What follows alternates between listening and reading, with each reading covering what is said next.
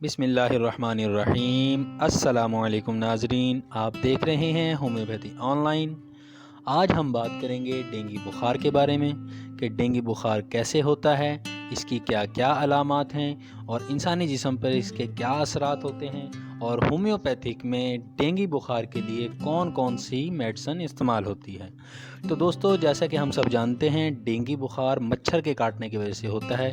یہ برسات کے موسم میں ہمارے گھروں میں، ندی نالوں تالابوں میں یا ایسے برتن جہاں پانی کھڑا ہوتا ہے وہاں پہ یہ مچھر پیدا ہوتا ہے، وہیں اس کی افزائش ہوتی ہے۔ تو برائے مہربانی برسات کے موسم میں اپنے خالی برتن، تالاب، پول وغیرہ میں پانی کھڑا نہ ہونے دیں۔ اگر پانی رکھنا ضروری ہے تو اپنے برتنوں کو ڈھانپ کے رکھیں تاکہ اس میں ڈینگی مچھر پروان نہ چڑھے، اس کی افزائش نہ ہو۔ تو دوستو، ڈینگی بخار کے کاٹنے کی وجہ سے یہ بخار ہوتا ہے۔ اس میں ہوتا یہ ہے کہ جب ڈینگی مچھر کسی صحت مند انسان کو کاٹتا ہے تو یہ وائرس انسان کے جسم میں داخل ہو جاتا ہے، جس کی وجہ سے بخار ہوتا ہے۔ اس بخار کو اچانک بخار بھی کہتے ہیں کیونکہ یہ بہت جلد ہو جاتا ہے۔ ڈینگی بخار کی علامات میں جو بیسک علامات ہیں ان میں سر درد، آنکھوں کے پیچھے درد اور ہڈیوں میں شدید قسم کا درد ہوتا ہے۔ عام زبان میں دوستو اسے ہڈی توڑ بخار بھی کہتے ہیں۔ دوستو، ڈینگی بخار کی ایک پیچیدہ شکل یہ بھی ہے کہ جب یہ اب بڑھ جاتا ہے، پیچیدہ ہو جائے ڈینگی بخار، تو انسان کا جگر بڑھنا شروع ہو جاتا ہے، ناک، منہ اور جلد کے نیچے سے نکسیر بہتی ہے، یعنی کہ خون بہنا شروع ہو جاتا ہے۔ یہ ڈینگی بخار کی بڑی خطرناک حالت ہے، اسے ڈینگی ہیموریجک فیور کہتے ہیں۔ دوستو، اگر اس بخار کا صحیح ٹائم پر علاج نہ کیا جائے تو یہ بگڑ جاتا ہے، جیسے کہ میں پہلے بتا چکا ہوں، جگر بڑھ جاتا ہے، ناک منہ سے خون آتا ہے، تو ایسی صورت میں بعض مریضوں کی موت بھی واقع ہو جاتی ہے۔ تو دوستو، ہومیوپیتھک میں جو ادویات استعمال ہوتی ہیں اس میں پہلے نمبر پہ آتی ہے یوپیٹریم پرفولیٹیم، دوسرے نمبر پہ آتی ہے جیلسیمم، تیسرے نمبر پہ آتی ہے چائنا اور نمبر 4 پہ آتی ہے ایپیکاک۔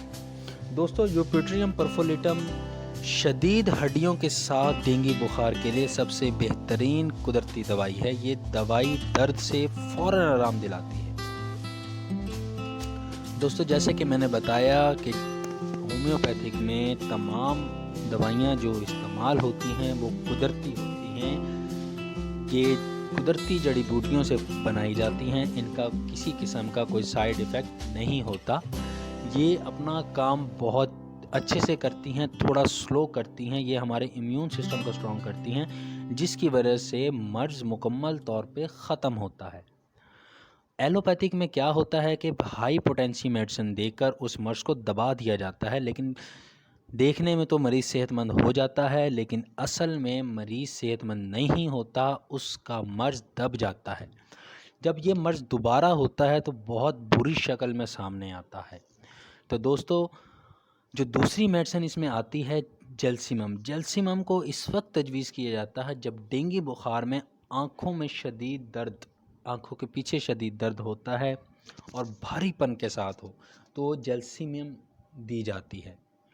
دوستو، چائنا اور ایپیکاک اس وقت تجویز کی جاتی ہے جب ڈینگی بخار خون کے ساتھ ہو، یعنی کہ جیسے کہ میں نے پہلے بتایا ہے کہ جب ڈینگی بخار بگڑ جاتا ہے تو جگر بڑھ جاتا ہے، ناک منہ سے خون بہنا شروع ہو جاتا ہے، سکن میں سے خون بہنا شروع ہو جاتا ہے، جسے ڈینگی ہیموریجک فیور کہتے ہیں۔ دوستو، اگر اس کا علاج نہ کیا جائے تو یہ بہت زیادہ خطرناک ثابت ہوتا ہے۔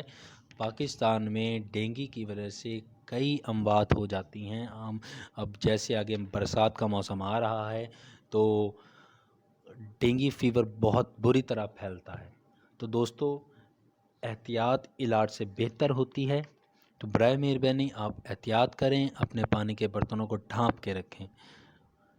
خدا نخواستہ اگر آپ کو ڈینگی فیور ہو جاتا ہے تو آپ یہ میڈیسن استعمال کر سکتے ہیں، انشاءاللہ اس سے آپ کو بہت زیادہ افاقہ ہوگا۔ تو دوستو، یہ تھی آج کی میڈیسن۔ دوستو دوائی لینے کا طریقہ میں عموماً وہی جو بتاتا ہوں وہی ہے، کیونکہ ہومیوپیتھک میں دوائی کا طریقہ تقریباً سیم ہی ہوتا ہے۔ کچھ ادویات ہوتی ہیں جن کا لینے کا دورانیہ کم ہوتا ہے یا زیادہ ہوتا ہے۔ ڈینگی بخار میں آپ کی علامات کے مطابق جو میڈیسن آپ کو سوٹ کرتی ہے وہ آپ بازار سے پرچیز کر لیں۔ اگر میڈ ان جرمنی ہو تو اس کے بہت افیکٹو رزلٹ ہوتے ہیں، آپ وہ لیں، ادروائز آپ پاکستانی بھی لے سکتے ہیں۔ تو دوستو لینی آپ نے ایسے ہے کہ 15 سے 20 بوند 1/4 کپ پانی میں آپ نے 3 ٹائم لینے ہیں۔ اگر ڈینگی بخار کچھ زیادہ پرانا ہے تو آپ اس کی خوراک دن میں 4 سے 5 مرتبہ بھی لے سکتے ہیں۔ جب کم ہو تو پھر آپ 3 ٹائم شروع کر دیں، اس سے آپ کا بخار کم ہو جائے گا۔ دوستو ہومیوپیتھک میڈیسن کا فائدہ یہی ہوتا ہے کہ اگر اس کی مقدار تھوڑی کم یا زیادہ بھی ہو جائے تو اس کا نقصان نہیں ہوتا۔ دوسری طرف اینٹی بائیوٹک اور ایلوپیتھک میں میڈیسن کی میجرمنٹ مقدار کو کافی مد نظر رکھا جاتا ہے، اس میں اونچ نیچ نہیں